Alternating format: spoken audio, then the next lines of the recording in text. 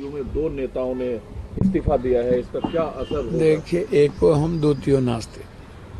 नीतीश कुमार कल भी सेकुलर थे, आज भी हैं, कल भी रहेंगे। लेकिन नीतीश कुमार जी का जो स्वस्थ है, जो मानसिक स्थिति है, वो बहुत वर्तमान समय में बहुत अच्छा नहीं है। और नीतीश कुमार के दल में 90% आरक्षण विरोधी लोग हैं, ओबीसी विरोधी लोग हैं, नेता, आदमी नहीं। आदमी तो आरक्षण पक्ष के लोग हैं, लेकिन नेता जो हैं वो एसटी एससी विरोधी हैं, वो अम्बेडकरवादी विरोध के लोग हैं, गांधी विरोधियन लोग हैं। वो बीजेपी के साथ दूध मिश्री के तरह मिले हुए हैं। आप इसको समझिए, और इसको समझना होगा आपको। चंद्रबाबू नायडू की स्थिति देखिए, तो जो स्थिति जदयू को लगातार तलाक के मुद्दे पर या अन्य मुद्दों पर भी देखिए एग्रेशन, जो उनके नेता सदन में बोलते हैं, लगता है बीजेपी से ज्यादा एग्रेशन में वही है। बीजेपी कम है, उनके नेता लगते हैं कि न ज्ञान न कुछ, ठिका लिए हुए हैं सब चीज का, गरियाने का, कांग्रेस को, अन्य चीजों को। तो मैं समझता हूँ कि बहुत देर हो रही है, और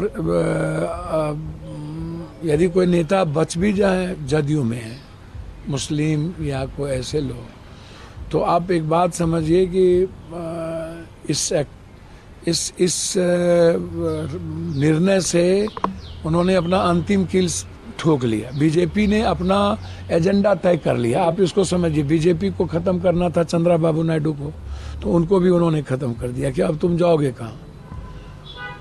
नीतीश कुमार जी को फिनिश करना है। देखिए, जिस दिन वोटिंग होगा बिहार में 5 बजे के बाद नीतीश कुमार जी की जरूरत बीजेपी को नहीं है। लेकिन आप इसको समझिए। नीतीश जी को आप राफ साफ पाक साफ बता रहे हैं, एक पार्टी के मुखिया होने के नाते भैया मेरी बात समझिए ना, मर्जी के बगैर हो गया ये आपसे। आपने नीतीश जी का हर आचरण देखो, सेकुलरिज्म में उन्होंने कभी कंप्रोमाइज किया? मैं ये बात कह रहा हूँ। मैं फिर कह रहा हूँ कि आज नीतीश जी व्यक्तिगत तौर पर एज ए मैन आज भी वो सेकुलर है, मैं उस पर सवाल खड़ा नहीं कर सकता। लेकिन जो स्थिति है, अब नीतीश कुमार जी के हाथ में जदयू नहीं है, आप समझिए।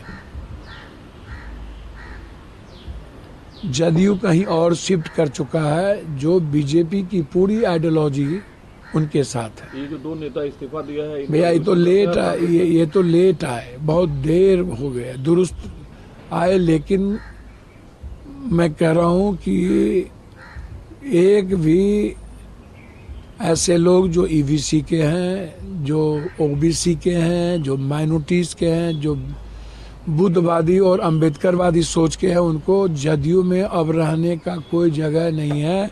क्योंकि वहाँ कंप्लीट रूप से आरक्षण विरोधी लोग, वहाँ पर कंप्लीट रूप से जाति जनगणना विरोधी लोगों का कब्जा हो चुका है। नीतीश कुमार जी अब जो ईबीसी के बड़े नेता हमारे हैं, अब वहाँ ईबीसी की बात होती ही नहीं है। वहाँ बात बस सिर्फ बीजेपी की होती है, बीजेपी आइडियोलॉजी की होती है। इसको आप समझ लीजिए। ये जो लोग इस्तीफा देने का, कांग्रेस है वहाँ, आरजेडी है वहाँ, तो क्या इन पार्टियों को? मैं तो चाहूंगा कि देख, कांग्रेस के अलावा कोई रास्ता नहीं है। यदि आप जदयू के जो लोग हैं, उनकी मेंटेलिटी और मानसिकता आरजेडी टाइप के विचार सोच के नहीं है, विचारधारा के नहीं है। वो कांग्रेस आइडियोलॉजी के साथ ही उनका जगह है। तो आप सीधा कह रहे हैं ना, जो जेडीयू छोड़ रहा है वो कांग्रेस आए, आरजेडी ना जाए?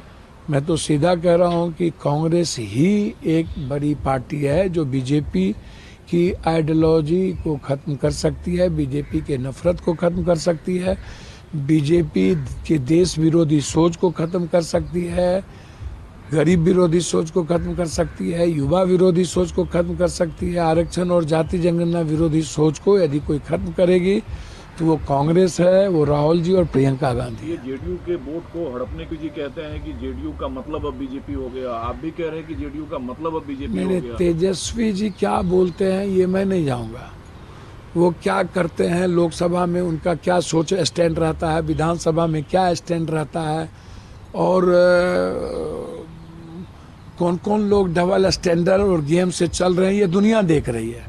कांग्रेस का एक ही स्टैंडर्ड है, वो बिल्कुल कंट्री, बिल्कुल संविधान और बीजेपी के नफरत के खिलाफ। लेकिन सरकार का तर्क है कि गरीब मुसलमानों के हितों की रक्षा होगी। भैया आप लोग आप कह रहे हैं कि बुलडोज कर दिया गया बुरा नहीं संविधान को। बुरा नहीं कटोगे तो बटोगे, ये गरीब मुसलमान के लिए था।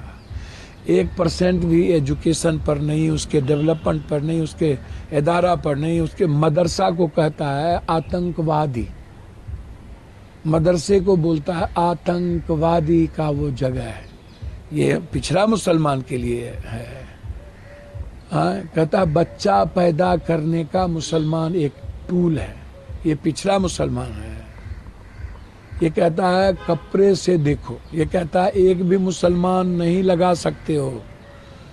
आप गाली सुनो ना, आप जितना गाली मुगल के काल में बुद्ध के पहले समाज के दलित एसटी एससी सुनते थे, जितना हड़पने का काम किया, आज जितना गाली कभी सिख को बोला इन्होंने खालिस्तानी, इन्होंने बुद्धवादी को इन्होंने आतंकवादी कहा, इन्होंने इसका हिस्ट्री उठा करके देखो।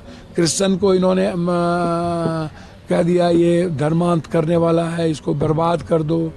तो ये किसी के नहीं है, ये नॉर्थ के, सुनिए ना, नॉर्थ के भी नहीं, साउथ के भी नहीं। इम्पोर्टेंट सवाल ये है कि जमीन जगह खाता खसरा आप भी समझने कहा कि जब हम महाकुंभ की तैयारी कर रहे थे तो कहा जा रहा था ये जमीन सारी वक्फ की है। हम तो अमित शाह जी मोदी को धन्यवाद करते हैं कि भैया पहले तो जोगी जी और अमित जी और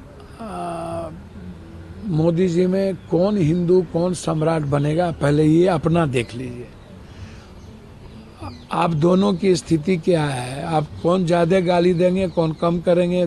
जोगी जी आप दुर्गा पूजा, काली, सारा धर्म पूजा सड़क पर होते आया है। आप कहते हो लाउड स्पीकर नहीं बजेगा, आप कहते हो छत पर नहीं पढ़ोगे, आप कहते हो ढक दो, आप 24 घंटा विस्पान और जहर पैदा करते हो। आप किसी धर्म की दुकान तक लगने के लिए नहीं देते हो।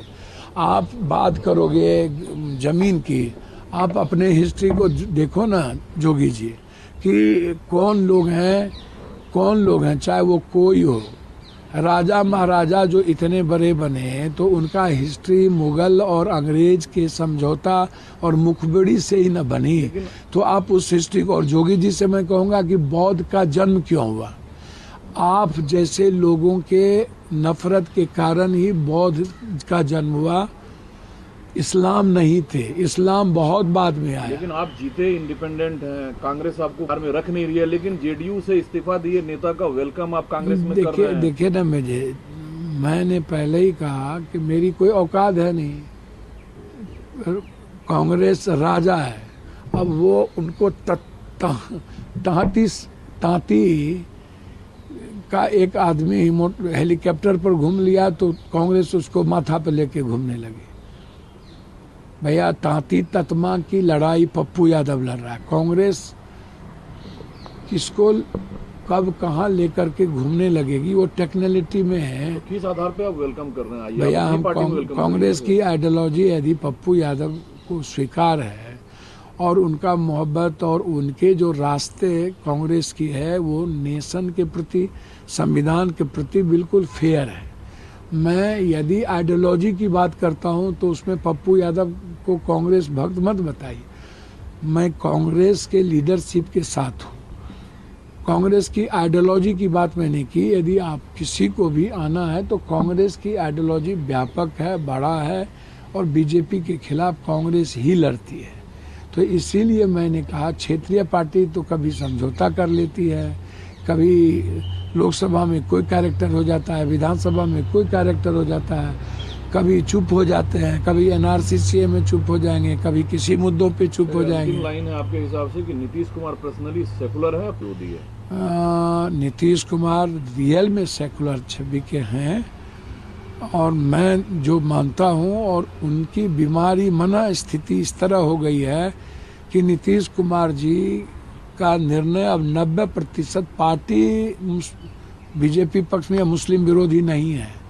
पार्टी में जो नेता लोग हैं वो बीजेपी के दूध मिश्री की तरह एक हो चुके हैं, और सबकी ईडी सीबीआई का पूरा कुंडली बीजेपी के पास है। 90% जदयू के नेता बीजेपी विचारधारा के साथ हैं।